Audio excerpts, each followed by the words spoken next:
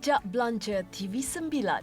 Ramadan antara tempoh paling sesuai untuk mendapatkan badan yang sihat dan ideal, setidak-tidaknya ideal pada pandangan mata kita. Yang penting, kita masih perlu terus melakukan aktiviti senaman kerana daripada kesihatan yang baik, baru kita dapat menjalani hidup dengan lebih selesa, terutama pada usia tua. Senaman merupakan aktiviti fizikal yang dapat memberi pelbagai manfaat kepada diri kita. Bersenam adalah cara paling mudah untuk kita meningkatkan tahap kesihatan. Senaman dapat menghindarkan penyakit berbahaya dan membantu kita untuk lebih fokus ketika bekerja atau melakukan aktiviti harian. Mengikut kajian kesihatan yang dilakukan oleh Australian Institute of Health and Welfare AIHW pada tahun 2017 mendapati bahawa kehidupan yang tidak aktif meningkatkan risiko 7 jenis penyakit.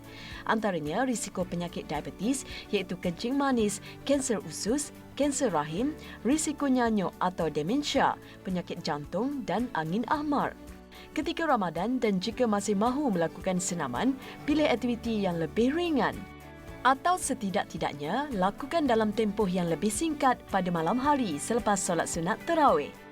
Bersenam boleh meningkatkan tahap kualiti diri, di mana boleh meningkatkan tahap keyakinan diri, boleh meningkatkan juga tahap fokus terhadap aktiviti harian kita. Malah dengan bersenam juga, kita boleh mengelakkan daripada risiko datangnya penyakit. Untuk jenis senaman yang bersesuaian, dapatkan nasihat daripada pakar atau untuk lebih mudah, rujuk panduan yang banyak dikepilkan di internet. Amat beruntung mereka yang berpuasa dan pada masa sama dapat meningkatkan tahap kesihatan. Pertama kali kita perlu ada target. Jadi kita target untuk berat badan yang ideal ataupun target bentuk badan yang menarik. Selain itu, untuk senaman pula, kita perlulah bermula dengan tahap yang sederhana supaya otot tidak cedera, ataupun dengan senaman yang sederhana tu boleh membuatkan kita terus konsisten. Ingat, banyak perkara boleh dilakukan apabila badan kita sihat. Jika sebaliknya pula yang berlaku, anggota keluarga yang lain pun akan terasa bebannya. Ingat, amalan hidup sihat dapat menghindarkan kita daripada bergantung kepada ubat-ubatan.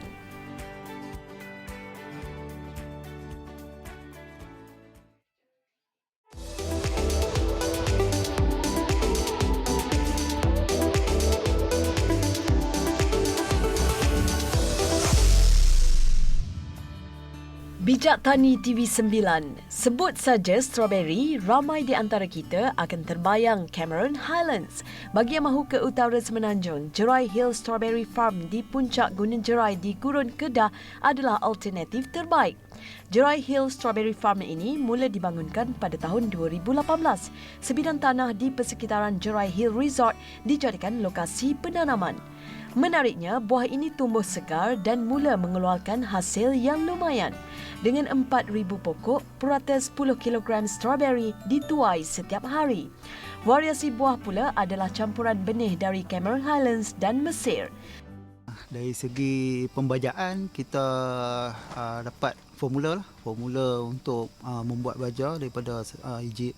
Macam mana kita nak cuba nak formulasikan baja-baja ni untuk diberi pada pokok-pokok strawberry kita. Jadi seorang doktor daripada Egypt ni dia yang akan memberi maklumat arahan dan sekiranya ada penyakit serangan semua, jadi dia orang akan bantu kita untuk selesaikan di sini. Penanaman dilakukan secara bertingkat bagi memanfaatkan ruang yang ada selain menjalankan pengairan secara automatik. Strawberry ini turut diproses dan dijual dalam bentuk jam dan aiskrim. Kewujudan Jerai Strawberry Farm turut memanfaatkan pemilik lokasi kerana dapat membentuk kepelbagaian di resort ini. Hasilnya, ia mula mendapat tambahan pelancong. Itu salah satu strategi kita lah kan. Sebab kita dah ada, sebelum ni kita dah ada satu taman botani, taman botanical garden yang tu lebih kepada conservation untuk orchid poket hutan. Jadi kedudukan dia agak terpencil di bawah sana. Jadi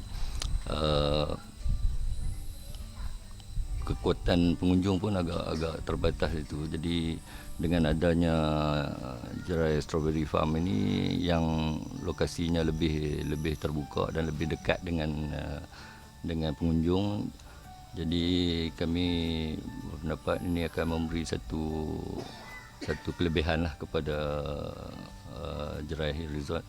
Dan pengunjung-pengunjung khususnya daripada kawasan utara ni. Serentak itu, perniagaan yang dimulakan dengan modal RM200,000 ini mensasarkan pembesaran jumlah tanaman strawberry sehingga 50,000 pokok menjelang akhir tahun ini.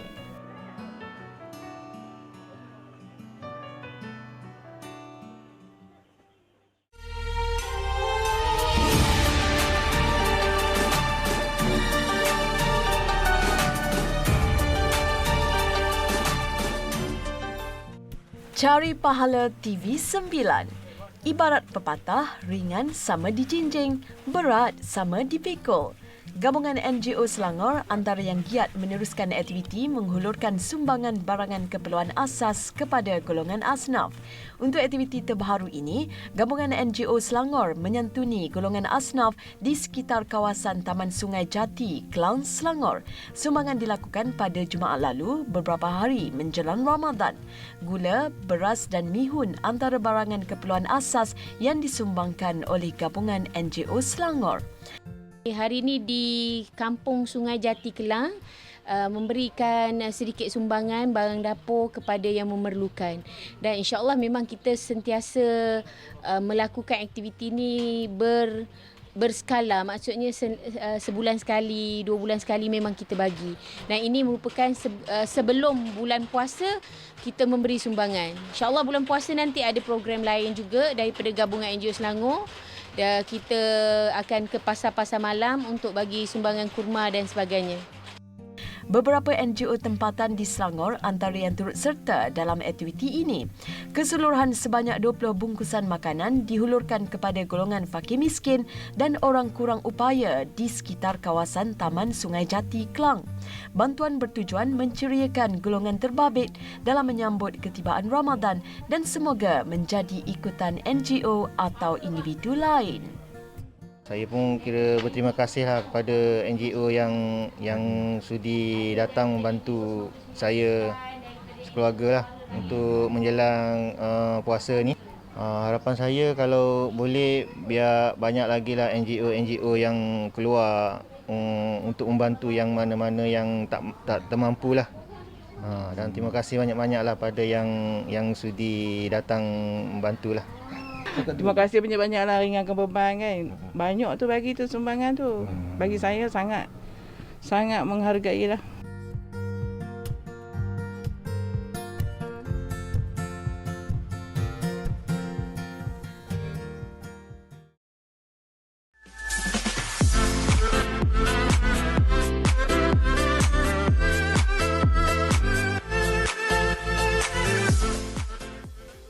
Segmen Pintu Rezeki.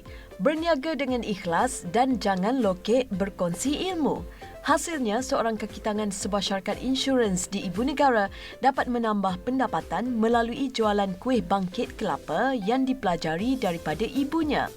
Rozita Muhammad Jazak, 55 tahun, mula membuat kuih bangkit kelapa atas permintaan rakannya.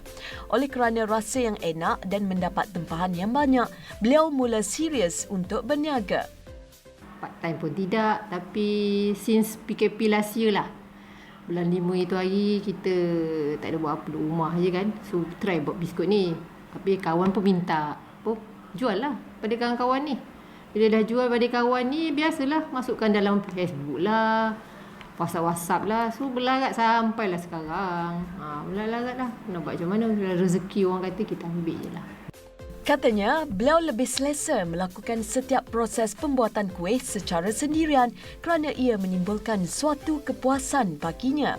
Selain melakukannya pada hampir setiap malam hari, masa Rosita di dapur akan lebih panjang semasa beliau bercuti pada setiap hari Sabtu dan Ahad. Melangkah ke hadapan, Rosita merancang menjadikan perniagaan kuih bangkit kelapa ini sebagai pendapatan utamanya selepas beliau bersara. Tambahan pula kerana ketika ini pun semua anak-anaknya sudah berkahwin dan tinggal berjauhan. Kawan-kawan minta resepi ke apa, kita bagi dengan ikhlas. Tangan kita masing-masing lain-lain. And then cara kita buat pun lain. Kadang-kadang kawan minta resepi ni, akak bagi. Kita buat apa nak lokek resepi pada orang, kita bagi resepi. Tapi cara dia buat tu lain. Kalau dia buat tak jadi, dia akan datang pada kita, aku dah buat tapi tak jadi, aku beli dengan kau. Maksudnya separuh orang kadang dia minta resepi, orang tak nak bagi. Tak ada, akak tak ada, ambil lah. Akak tak kisah, ambil resepi tu. Resepi ni pun daripada mak yang turunkan. Mak ada lagi sampai sekarang. So resepi ni mak yang turunkan, jadi kita kongsi. Satu lagi petua Rosita ialah setiap kerja mesti dilakukan dengan teliti dan cermat. Dan mungkin kerana itu jugalah, sekali-sekala jika suaminya ingin membantu, Rosita akan memastikan tugasnya cuma setakat membungkus.